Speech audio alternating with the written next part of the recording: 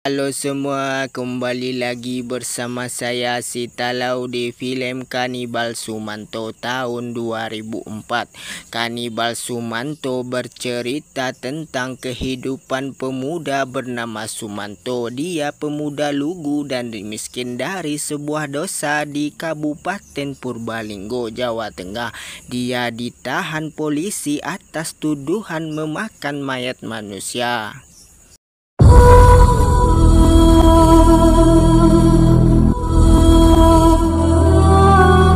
Film diawali tertangkapnya seorang pemuda dengan kasus kanibal. Karena kasusnya sangat jarang dan terjadi, membuat semua berita di TV sangat heboh pada waktu itu.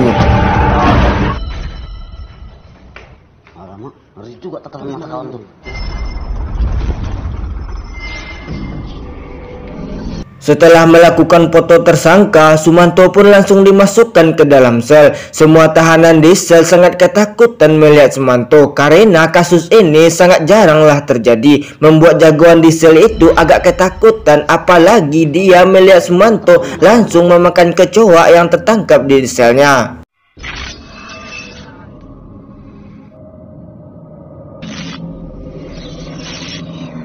Scene pindah sama wartawan cantik yang ditugaskan untuk wawancarai Sumanto biar dapat berita yang bagus untuk stasiun TV-nya sendiri. Sebenarnya ibunya sangat tidak suka sama pekerjaannya karena orang yang sedang dia wawancarai adalah seorang kanibal.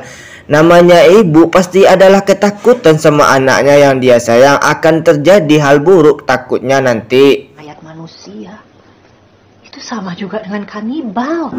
Pertama ketemu aja wartawan itu udah ketakutan melihat Sumanto, ditambah Sumanto merokok juga di depannya membuat wartawan itu batuk dan menjatuhkan barangnya. Ketika lagi mencari obat asmanya, Sumanto pun langsung memberikan kepada wartawan itu. Lalu wartawan itu memulai wawancaranya sama Sumanto dan menanyai masa hidup kecilnya Sumanto. Kita flashback dulu lah sama kecil Mas Sumanto. Ketika kecil Sumanto sama aja kayak bocah biasa yang sering main sama teman-temannya. Sejak kecil Sumanto udah suka makan kecoa. Ketika makan jangkrik dari temannya marah, lalu mereka berdua bertengkar. Karena Sumanto menggigit bahu temannya, dia dikeroyok sama teman lainnya hingga kabur. Hei, ajak kayak gue, curang teman siko.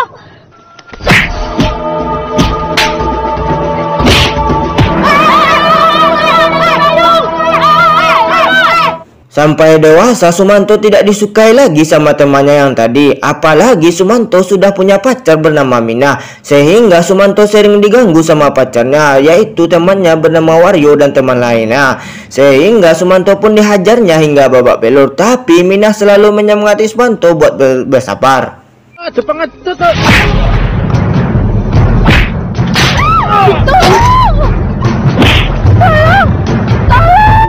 Apa-apa, Ras? Apa-apa? Karena Sumanto sering ditindas, akhirnya Sumanto bersemedi di bawah air terjun untuk mencari kekuatan. Setelah lama bersemedi, Sumanto berhasil mendapatkan ilmu kebal diri yang dikasih langsung sama Dewi penunggu air terjun.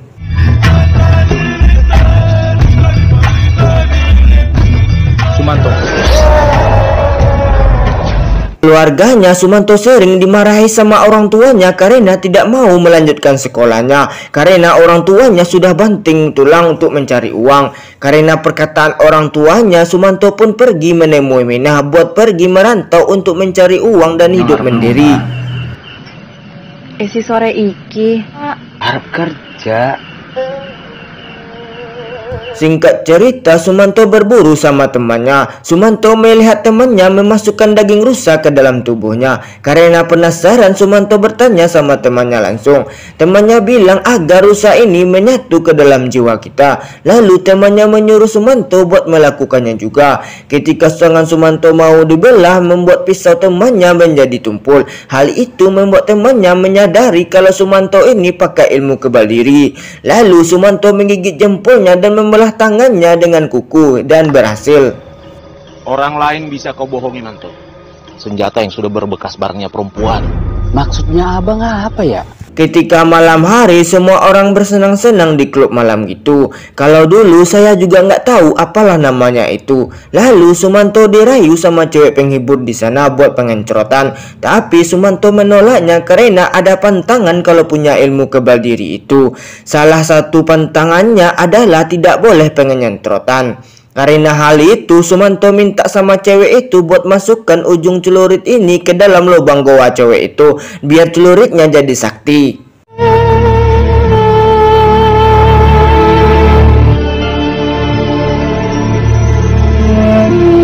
Selama Sumanto dirantau, Sumanto juga sering mengirim uang kepada orang tuanya di kampung. Itu sudah pasti membuat orang tuanya jadi senang.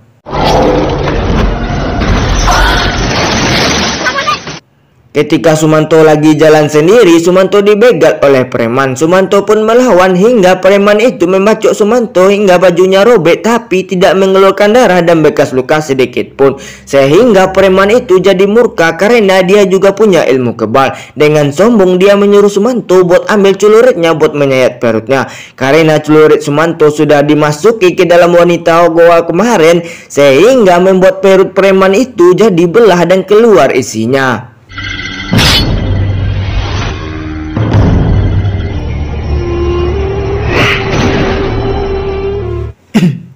Ternyata Sumanto menyesali perbuatannya sehingga dia menjilati kedua jempol kaki orang itu dan bulu matanya. Tiba-tiba ada orang lewat dari kebun itu sehingga Sumanto menariknya ke dalam kebun dan membawanya ke rumahnya langsung.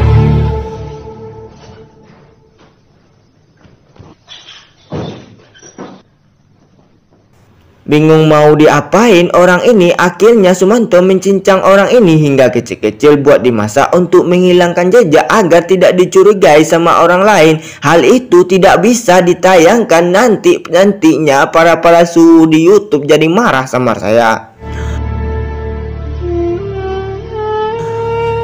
Pagi hari teman Sumanto datang ke rumah Sumanto buat mengajak berburu lagi. Mereka pun mencium daging masak yang begitu harumnya. Mereka pun meminta makan kepada Sumanto. Padahal mereka tidak tahu kalau daging itu adalah daging orang. Tapi mereka semua menikmati daging itu. Kalau kau menjadi seorang koki di hotel yang terkenal, kau di seluruh dunia. Betul kan, Togar? Ya, biar itu. Lagi wawancara, Sumanto memakan tokek yang terjatuh di depannya sehingga membuat wartawan itu menjadi mual melihatnya.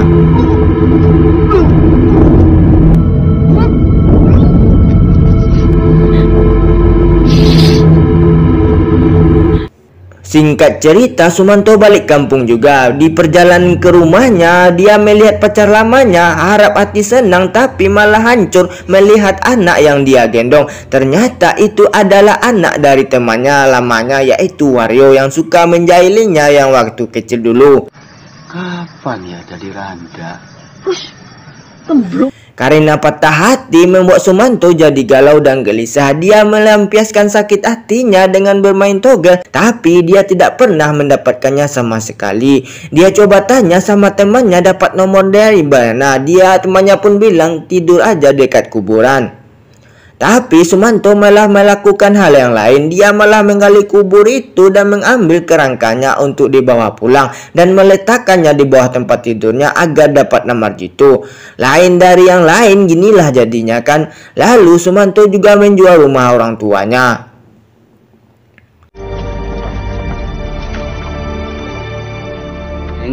Omai arep tak bongkar. Iya kan. Singkat cerita, wawancara sama Sumanto selesai juga. Lalu wartawan itu mendapatkan kabar kalau ada kuburan dibongkar lagi. Hal itu bukan Sumanto lah pelakunya, karena Sumanto berada dalam penjara saat ini. Wartawan itu bilang sama atasannya kalau Sumanto itu diajari sama gurunya buat menggali kuburan cepat. Mungkin ini murid lain dari gurunya. Wartawan itu pergi ke tahanan lagi untuk menanyai tentang guru Sumanto. Pas mau Sumanto ditanyai soal guru, Sumanto pun tidak mau bicara lagi sama wartawan itu karena sudah capek. Karena ditanya terus membuat Sumanto jadi marah sama wartawan itu. Lalu Sumanto menariknya dari dalam besi. Beruntungnya dilihat sama polisi. Mbak,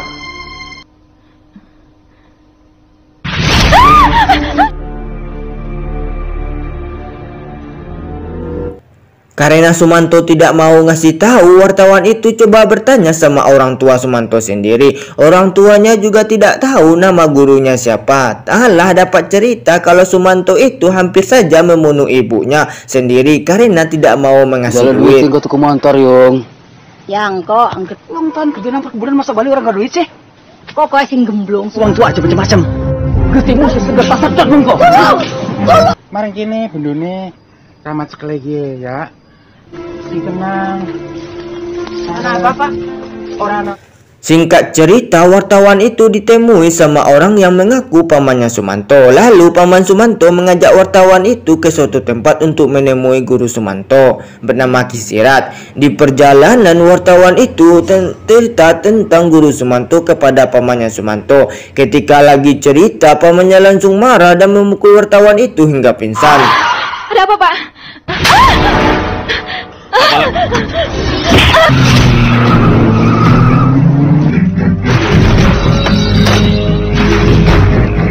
Ternyata pamannya ini adalah Kisirat alias gurunya Sumanto. Di sini Kisirat mau menumbalkan wartawan itu untuk melakukan ritual pesugihan karena dia sudah memakan 6 orang dan yang ketujuh adalah wartawan ini untuk ditumbalkan agar dia bisa menjadi orang yang kaya. Karena syaratnya adalah menumbalkan 7 gadis perawan.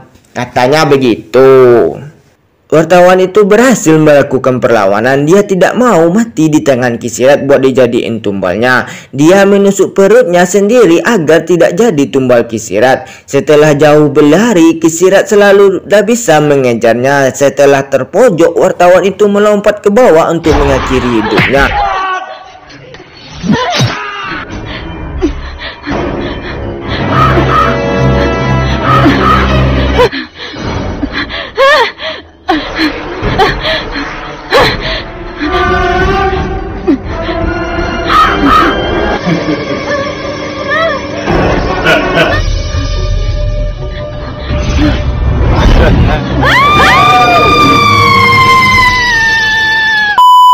Singkat cerita, wartawan itu dengan tepat waktu berhasil diselamatkan pagi hari karena polisi datang ke TKP. Di dalam penjara, wartawan itu bilang makasih sama Sumanto karena pas ditarik kemarin Sumanto kasih tahu tentang Kisirat sama dia. Berkat itu wartawan itu jadi bisa tertolong tepat waktulah akibat Sumanto. Kisirat nggak mungkin berhenti menggali. Terima kasih Mas Suman. Pemberitahuan Mas Suman waktu itu, ilmu Kisirat bisa musnah kalau berurusan dengan orang yang bunuh diri, ya? Iya. Tapi buktinya saya masih hidup.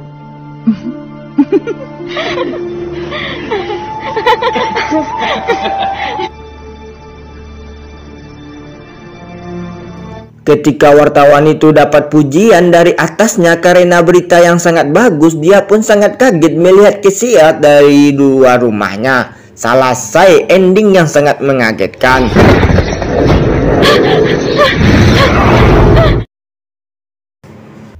Film ini saya tidak dapat berkomentar apa-apa. Intinya Sumanto sekarang sudah bebas dari penjara. Sekarang dia sudah bertobat dan menjalankan hidup yang lebih baik lagi.